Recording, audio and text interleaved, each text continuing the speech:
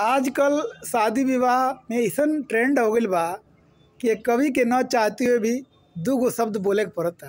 कैसे कि marriage hall के गजबे कल्चर गावे गावे लौकत बा, मड़वा माथ ढकाई कोहबर कतहू ना लौकत बा, कि मड़वा माथ ढकाई कोहबर कतहू ना लौकत बा। पहुना पहुनी बन के दीवाना आवत बाणे शादी में,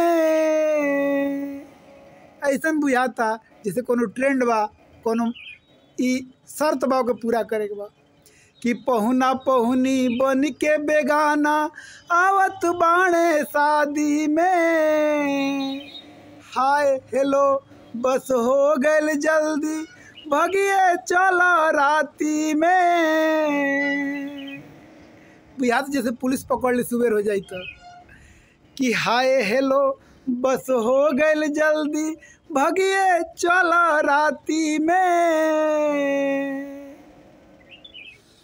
खाना मिलावटी रिश्ता बनावटी, साफ साफ देखत तो लौकी स्पष्ट लौकी कि खाना मिलावटी रिश्ता बनावटी साफे साफे झलकत बा।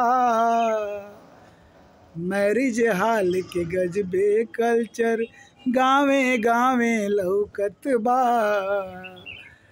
मरवा माथे ढकाई कोहबर कतहू ना लौकत बा।